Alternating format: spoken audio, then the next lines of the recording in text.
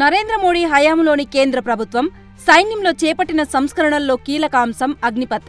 విపక్షాలు తీవ్ర విమర్శలు చేస్తున్నా కొన్ని రాష్ట్రాల్లోని యువత అగ్నిపథ్ను రద్దు చేయాలని డిమాండ్ చేస్తూ నిరసనలు చేపడుతున్న తరుణంలో భారత సైనికాధికారులు కీలక అంశాన్ని వెల్లడించారు. ఇప్పటికే త్రివిధ దళాలు విడతలవారీగా అగ్నిపథ్ కింద చేపట్టిన నియామకాల్లో దేశంలోని యువత పెద్ద ఎత్తున స్పందిస్తోందని వెల్లడించారు.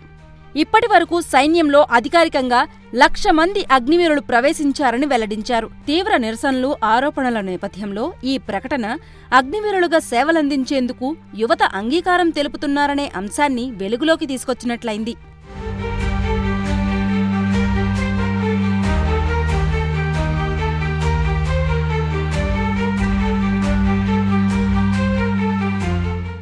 నరేంద్ర మోడీ హయాంలోని కేంద్ర ప్రభుత్వం 2022లో అగ్నిపథ్ పథకాన్ని ప్రారంభించింది.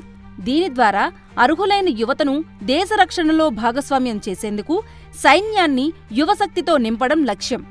దేశవ్యాప్తంగా సైనిక అధికారులు రిక్రూట్మెంట్ ర్యాలీలు నిర్వహించి అర్హులైన యువతను అగ్నిపథ్ కింద నియమిస్తారు.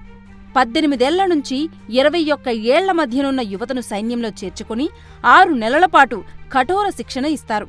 అనంతరం వారిని సైనిక విధుల్లోకి తీసుకుంటారు. జూన్ 2022లో అమల్లోకి వచ్చిన తర్వాత ఈ పథకం కింద డిసెంబర్ 2022, జనవరి 2023లో రిక్రూట్మెంట్ ప్రక్రియను చేపట్టారు. ఇందులో సుమారు 1,00,000 మందిని అగ్నివీరులుగా సైన్యంలోకి తీసుకున్నారు. వీరిలో దాదాపు 200 మంది మహిళలు కూడా ఉండటం విశేషం. వీరందరినీ ఆర్మీలోని వివిధ విభాగాల్లో విధులు కేటాయించామని, వారు సీనియర్లు, మిగతా సైనికులతో సరిసమానంగా వారి హోదాల్లో అవే ఆర్మీ దుస్తులు, ర్యాంకుల్లో పనిచేస్తున్నట్లు ప్రకటించింది. ప్రస్తుతం 2024-25 సైకిల్కి సంబంధించి 50,000 ఖాళీలు విడుదలయ్యాయని, ఆ ఏడాదికి రిక్రూట్మెంట్ ప్రక్రియ కొనసాగుతోందని లెఫ్టినెంట్ జనరల్ పొన్నప్ప మీడియాకు తెలిపారు.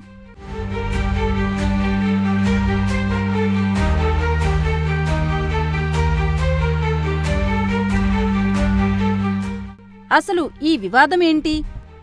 అగ్నిపథ్ పథకం ద్వారా యుక్త వయసులోని యువతను భద్రతా దళాల్లో చేర్చుకుంటారు. 4 ఏళ్ల తర్వాత వారు సేవల నుంచి బయటకు రావాల్సి ఉంటుంది. ఆ సమయంలో ఇప్పటిలా పెన్షన్ సౌకర్యం లేదు. దాని బదులు వారికి సేవానిధి ప్యాకేజ్ అందిస్తారు. వీరు సేవల్లో ఉండగా ఏదైనా ప్రమాదం లేదా మరణం సంభవిస్తే వారికి ప్రత్యేక ప్యాకేజీలను అందించనున్నారు. అగ్నివీర్ వల్ల సైన్యం ఆధునికత సంతరించుకుంటుందని ప్రభుత్వం వాదిస్తోంది. కానీ సైన్యంలో పనిచేసి 21 ఏళ్లకు బయటకు వచ్చిన యువకులకు ఉద్యోగ అవకాశాల మాటేమిటంటున్నారు.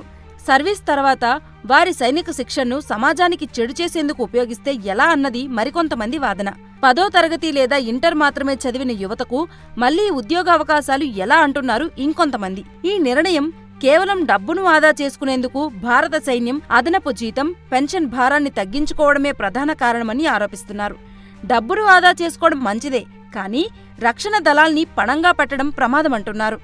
కేంద్రం వాదనేంటి అంటే, యువతకు సైనిక శిక్షణను ఇవ్వడంతో పాటు వారు రిటైర్ అయిన తర్వాత కేంద్ర సర్వీసులు, సైన్యంలో పనిచేసిన మాజీ అగ్నివీరులకు కేంద్ర పారామిలిటరీ బలగాల్లో రిజర్వేషన్లు కల్పించనున్నట్లు సిఐఎస్ఎఫ్, బిఎస్ఎఫ్, సిఆర్పిఎఫ్ ప్రకటించాయి. భవిష్యత్తులో చేపట్టే కానిస్టేబుల్ నియామకాల్లో 10% మాజీ అగ్నివీరులకు రిజర్వు చేస్తున్నట్లు వెల్లడించాయి. శారీరక సామర్థ్య పరీక్షల్లోనూ వీరికి మినహాయింపు ఇవ్వనున్నారు. పైగా యువకులకు సైన్యంలో సేవలందించే అవకాశం కల్పిస్తామని, దేశ భద్రతను పటిష్టం చేసేందుకు, యువతకు సైనిక సేవలో అవకాశం కల్పించేందుకు ఈ పథకాన్ని తీసుకొచ్చామని కేంద్రం చెబుతోంది. ఈ పథకం వల్ల ఉద్యోగావకాశాలు పెరుగుతాయని, సర్వీసుల్లో ఉన్న నైపుణ్యాలు, అనుభవంతో వారికి వివిధ రంగాల్లో ఉద్యోగాలు కూడా లభిస్తాయని ఆయన అన్నారు.